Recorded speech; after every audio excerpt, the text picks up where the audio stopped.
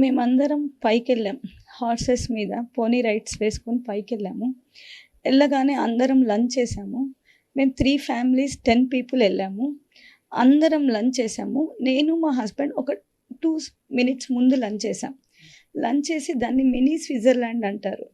ఆ ఏరియాని చూడడానికి మేమిద్దరం బయట వచ్చాం. అక్కడ మాకు శాల్వాలు అమ్ముతా అట్లా కొంతమంది ఉన్నారు.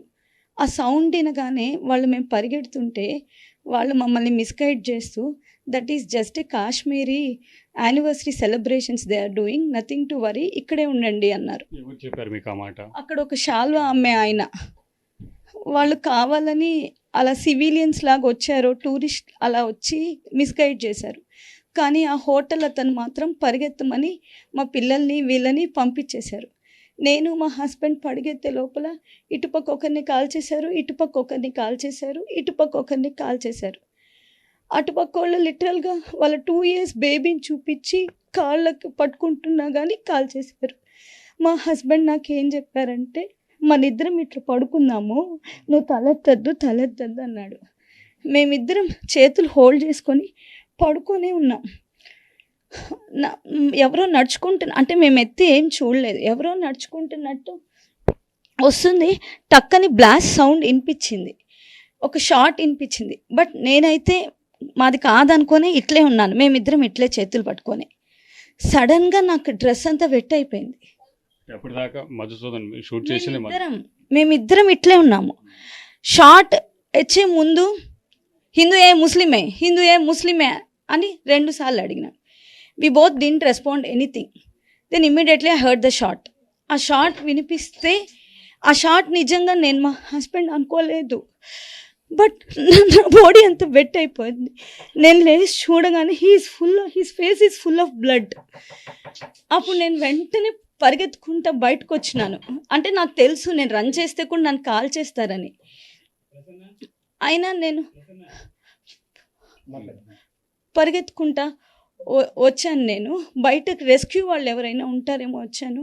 నాకు ఎవరు కనిపించలేదు. అక్కడ ఉన్నోళ్ళు నన్నే కిందకి తీసుకొచ్చి కింద ఆ సిపిఆర్ ఆర్మీకి దగ్గర పెట్టినారు.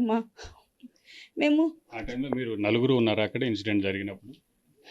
మేము నలుగురు ఉన్నాము. బట్ నా పిల్లలు ముందు పరిగెత్తేస్తున్నారు, నేను మా హస్బెండ్ మాత్రం చేయి పట్టుకొని ఉన్నాము.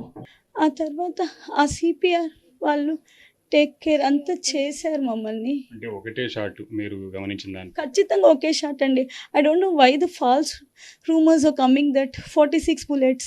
Really that's not at all true. ఏం చెప్పాడు వాళ్ళు ఏం కనికరించలేదా? మీరు అందరూ కూడా మమ్మల్ని వదిలేండి అని చెప్పని అడిగితే? నా పక్కన ఆమె నన్ను కూడా కాల్ చేయమంటే మోడీకో బోలో అట్లా ఉన్నారు. ఇంకొక అతను లిటరల్గా కాళ్ళు పట్టుకున్నాడు. కాళ్ళు పట్టుకుంటే చచ్చిపోయిన అతన్ని మళ్ళీ ఇంకోసారి షూట్ చేసినారు.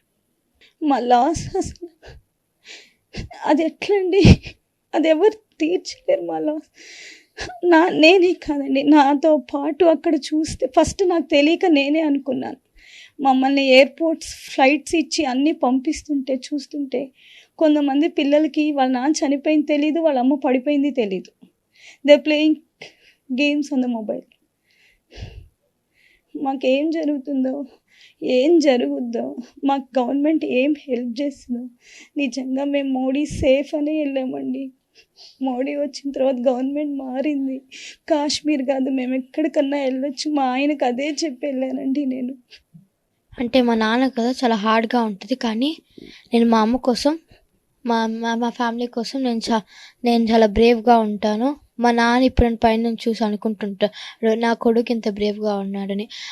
నేను చెన్నైలో ల్యాండ్ అయినప్పుడు కూడా I was very proud of my dad that ఇంతమంది సోల్జర్స్ అందరూ మా నాన్నకి సెల్యూట్ చేస్తున్నారని. లేదు, మేము ఆల్రెడీ గేట్ బయటకు వెళ్ళిపోయి ఉన్నాం.